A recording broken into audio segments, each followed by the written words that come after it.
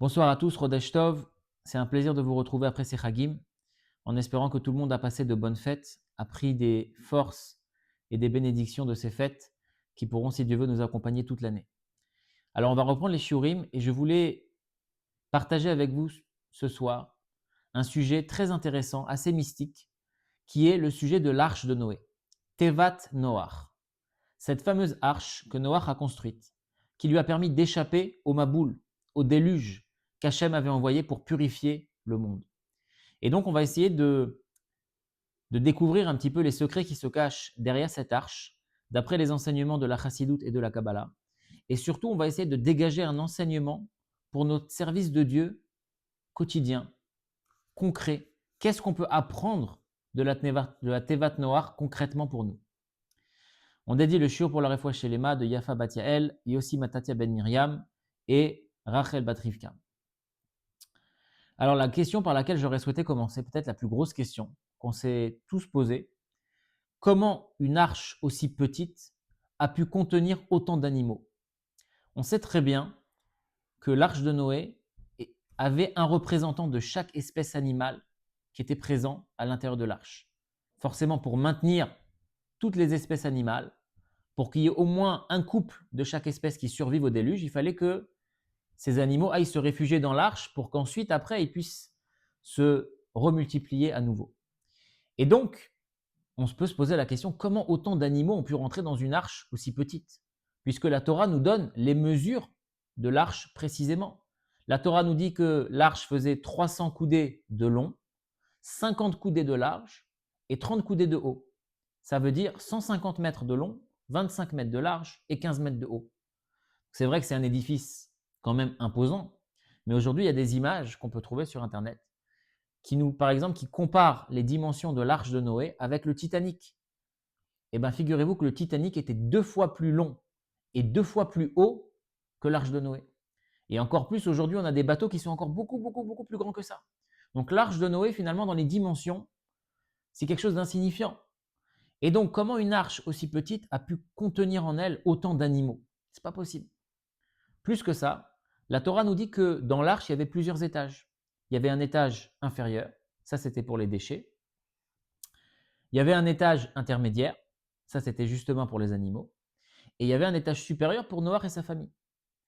Et donc, déjà, on ne comprend pas comment l'arche a pu contenir tous ces animaux. Mais en plus de ça, on nous dit qu'ils étaient tous paquets au deuxième étage. Donc, on comprend encore moins.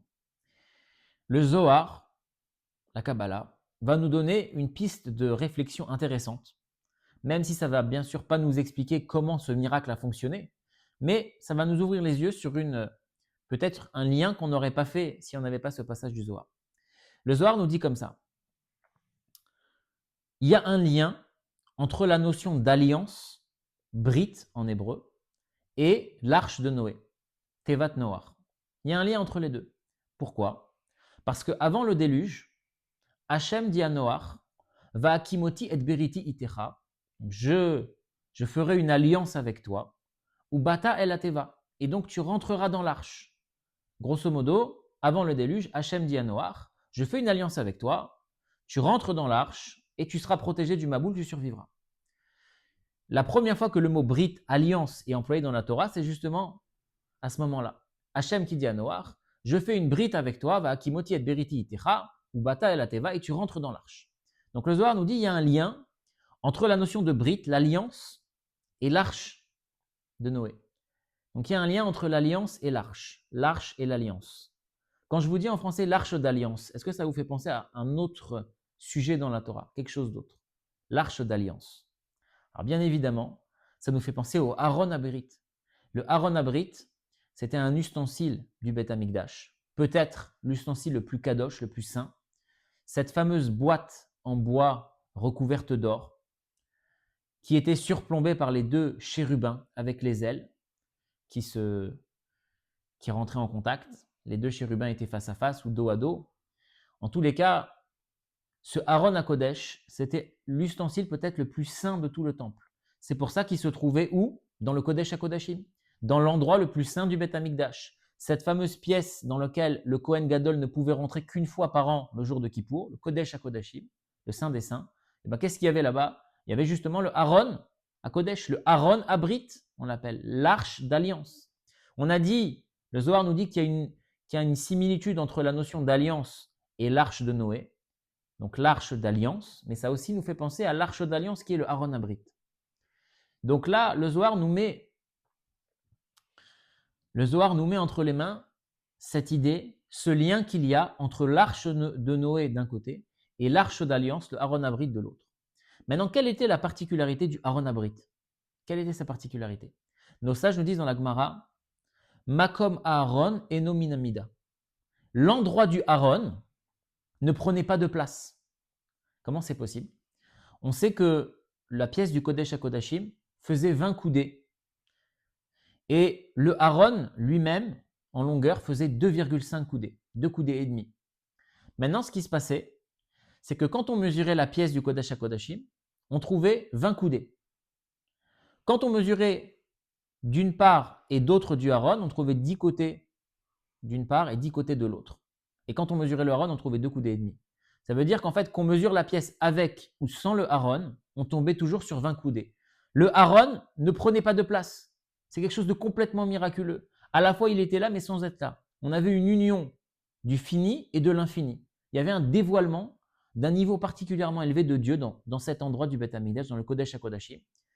Un niveau de Dieu qui rassemble les opposés. Ce niveau qu'on appelle l'essence de Dieu, Nimna Animnaot, l'impossible est impossible pour Dieu. Et donc Dieu, il arrivait à, si on peut dire, concilier le fini et l'infini. À la fois le Aaron avait une mesure, et à la fois il ne prenait pas de place dans le Kodesh HaKodashim. D'ailleurs, le Rabbi va encore plus loin. Il dit que le Aaron devait avoir une mesure. C'est-à-dire que le Aaron, pour être un vrai Aaron à Kodesh, d'après la Torah, il fallait qu'il ait les mesures du Aaron à Kodesh dans la Torah. Donc il fallait qu'il ait cette fameuse longueur de 2,5 amot, 2,5 coudées. Et en ayant cette longueur de 2,5 coudées, c'est là où c'était un vrai Aaron, et c'est là où il y avait ce fameux miracle où il ne prenait pas de place. Donc à la fois, il fallait qu'il ait une certaine mesure, et à la fois, il ne prenait pas de place.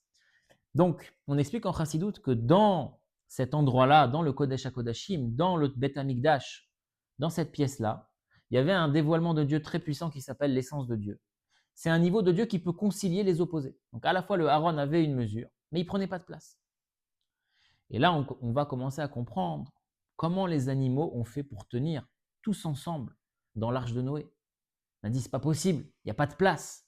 Et bien en réalité, maintenant, on comprend un petit peu. Étant donné qu'il y a un lien entre l'arche de Noé et l'arche d'alliance, et que l'arche d'alliance, c'était un niveau particulièrement élevé, dans lequel on pouvait concilier le fini et l'infini, dans lequel le Aaron lui-même ne prenait pas de place, alors qu'il était bien là. Alors on peut dire la même chose pour Tevat Noach. Là, Tevat Noach, il y avait, si on peut dire, un dévoilement similaire, qui fait que l'impossible est impossible pour Dieu. Il pouvait y avoir concrètement des animaux physiques dans un endroit limité, mais en même temps, il y avait la place. Et d'ailleurs, pour un petit peu faire le lien, le Rabbi Marash nous dit dans un Mahamar que dans l'arche de Noé, justement, il y avait un dévoilement messianique. Il y avait comme une lueur de la lumière future qui aura quand Mashiach sera là. C'est pour ça que quoi? C'est pour ça que quand le déluge s'est arrêté et quand les eaux sont descendues et que la terre sèche est réapparue, Hachem, il a dû dire à Noach, Tse minateva, sors de l'arche et fais sortir les animaux. Et Rashi nous dit sur place, Noach ne voulait pas sortir. Et les animaux ne voulaient pas sortir et Dieu a dû les forcer à sortir. La question qui se pose, comment c'est possible? Passer un an dans un endroit confiné, dans un petit endroit, avec autant d'animaux, des animaux carnivores, des animaux herbivores, des prédateurs, des animaux qui sont complètement opposés les uns aux autres, la fatigue de s'occuper d'eux, etc., etc. Comment Noach, après un an, une fois que tout est terminé, ne veut pas sortir de l'arche? Comment les animaux ne veulent pas sortir de l'arche? Ça y est, ils en ont marre, les animaux. Ils sont paquets, ils se retrouvent avec des animaux qui ne sont pas forcément compatibles et ils ne veulent pas sortir. Ben justement, le Rabbi nous dit que comme il brillait dans cette arche de Noé un dévoilement pré-messianique, si on peut dire, un dévoilement qui ressemble au dévoilement qu'il y aura quand Mashiach sera là, alors personne ne voulait sortir de l'arche, tout le monde voulait rester au chaud parce qu'il voulait continuer à profiter de ce dévoilement, si bien que Dieu a dû les faire sortir de force. Donc on a compris le lien entre l'arche de Noé, l'arche d'alliance, Tevat Noach, Aaron Abrit, et donc comprendre ce lien, comment est-ce que c'est possible que l'arche ait pu contenir autant d'animaux en elle. Un autre parallèle aussi qui peut être fait entre la Kabbalah et la Chassidoute, on nous explique que quand on prend les mesures, les dimensions de l'arche, on a dit c'est 300 coudées de long, 50 de large et 30 de haut. Quand on prend les chiffres, donc 300, 50 et 30, vous savez que dans la Torah, les lettres de l'alphabet ont une valeur numérique. Donc la lettre qui correspond à 300, c'est Shin, la lettre qui correspond à 50, c'est Nun, et la lettre qui correspond à 30, c'est Lamed. Donc quand on prend ces trois lettres, Lamed, Shin et Nun, ça fait le mot Lashon, la parole. Donc d'après la partie profonde de la Torah, on nous dit que Noach, il n'a pas seulement construit une arche avec du bois, etc. Il a construit une arche avec Lashon, avec sa parole. De la même manière qu'Hachem a construit le monde, a créé le monde avec la parole, Noach aussi, si on peut dire, il s'est fait une arche spirituelle. Il n'a pas seulement fait une arche matérielle pour se protéger du déluge matériel, mais il a fait aussi une arche spirituelle avec sa parole pour se protéger du déluge, entre guillemets, spirituel. Et ça va tout à fait avec un enseignement du Baal Shem Tov, très connu. Le Baal Shem Tov, il nous dit que c'est quoi Tevat Noach, l'arche de Noé. On sait que Teva, ça veut dire une arche, mais ça veut aussi dire un mot. Et donc le Baal Shem Tov nous dit que c'est quoi l'arche de Noé, Tevat Noach. Teva, c'est le mot, c'est les mots de la Tfila et les mots de la Torah. Et le Baal Shem Tov et le Rabbi nous expliquent la chose suivante. C'est quoi le déluge dans la Chassidoute? C'est Maïm Rabim, c'est eaux nombreuses. Le déluge est synonyme des soucis qu'un homme il peut avoir pour la Parnassa ou même pour tous les sujets du monde en général. Quand un homme va être préoccupé par son gagne-pain, par sa santé, par toutes les choses qui sont liées avec ce monde-là, ça s'appelle Maïm Rabim, les eaux nombreuses. C'est comme un déluge. C'est des pensées qui viennent, qui ne s'arrêtent pas, qui nous perturbent, on n'arrive pas à se concentrer sur autre chose. Ça, c'est ce qu'on appelle Maïm Rabim, les eaux nombreuses dans la Chassidoute. Eh bien, comment on fait pour se sauver de ces eaux nombreuses? On rentre dans l'arche. Comme Noach, il est rentré dans l'arche, il a été sauvé du déluge. Eh bien, le Baal Shem Tov et la Chassidoute nous dit, tu veux être sauvé du déluge, des eaux nombreuses du monde, des soucis, des tracas du monde. Alors rentre dans l'arche, rentre dans la Teva. Et on a dit Teva, c'est les mots de la Tfila et de la Torah. Rentre dans les mots de la Tfila et de la Torah. Imbibe-toi de la Tfila et de la Torah et tu verras que tu seras automatiquement protégé du déluge. Donc, va te renforcer dans la Tfila, va te renforcer dans la Torah. Rentre dans l'arche et tu seras protégé du déluge. Mais ensuite, on a expliqué, il y a un deuxième temps. C'est que quand le déluge est fini, Hachem te dit maintenant tu sors. Le Rabbi dit dans une sikha, il y en a qui peuvent penser que le but, l'objectif du monde, c'est de s'isoler dans ses quatre coudées, dans son petit quartier, dans sa ville, et de rester toujours, voilà, je reste seul, j'étudie, je prie, je ne rentre pas en contact avec le monde, je m'occupe que du spirituel. Mais ça, c'est pas ce que Dieu il attend de nous. La preuve, c'est quoi? C'est qu'une fois que le déluge était fini, Dieu il lui a dit à Noach, sors de l'arche. Maintenant, il faut que tu sortes. Il faut que tu ailles repeupler le monde. Le monde il a été détruit, il faut que tu ailles repeupler le monde. Et pas seulement matériellement, à l'époque c'était vraiment matériellement. Noach et sa famille, c'était les seuls survivants, donc il fallait bien qu'ils repeuplent le monde. Mais même spirituellement, quand on est dans une période où il y a un rocher, où il y a un manque de connaissance de Dieu, où il y a de plus en plus d'obstacles, il faut aller repeupler le monde, à la fois matériellement, mais à la fois aussi spirituellement. Et donc c'est vrai qu'il y a un mouvement dans lequel le juif doit rentrer dans l'arche, doit s'imbiber, doit se renforcer dans les mots de la Torah, dans les mots de la Tfila. Mais il y a aussi un moment où il faut savoir sortir de l'arche. Ça ne veut pas dire abandonner la Tfila, abandonner la Torah. Shalom. Au contraire, le Rabbi nous explique que plus on est en contact avec le monde et plus on a besoin de Torah et de Tfila pour tenir. Ça ne veut pas dire donc sortir de l'arche, ça ne veut pas dire tout abandonner. Ça veut dire maintenant que j'ai pris des forces, il faut que j'aille transmettre, il faut que j'aille éclairer le monde, il faut que j'aille repeupler le monde. Et c'est intéressant parce que le Rabbi nous dit, c'est pas seulement que quand on va être au contact avec le monde, on va être perdant, on va moins étudier, on va moins prier. Alors peut-être en quantité, c'est vrai qu'on va être perdant, mais le Rabbi nous dit en qualité, c'est totalement faux. Et on explique en Chassidoute que justement, un juif qui est en contact avec le monde, un juif qui travaille, il va avoir plus d'opportunités de voir la main de Dieu dans son quotidien qu'un juif qui est toute la journée à la synagogue. Un juif qui étudie tous les jours, tout le temps, à ce moment-là, il va voir Dieu, mais il va être tellement en contact avec le spirituel que bon, c'est normal pour lui. Un juif qui est en contact avec le monde des affaires, le monde profane, il va être plus enclin à voir la main de Dieu. Et le rabbi nous dit, c'est pour ça que l'arche de Noé, on voit que quoi que les eaux du déluge, finalement, elles ont fait monter l'arche. L'arche, elle a navigué sur les eaux, et quand les eaux sont montées, pour submerger le monde, finalement, l'arche, elle est montée avec les eaux. C'est pour dire que les soucis du monde, ces fameuses Maïm Rabim, ce déluge, il a fait monter l'arche. Il a fait monter les mots de la Torah et de la Tfila. Donc des fois, quand on est, les deux enseignements qu'on peut tirer de cette sikha, quand on est en contact avec le monde, quand on est en contact avec une difficulté, même si c'est difficile, c'est cette difficulté, c'est ce monde-là, cette grossièreté qui va nous permettre de nous élever, de nous renforcer.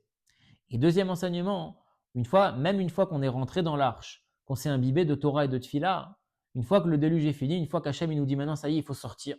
C'est le moment de sortir.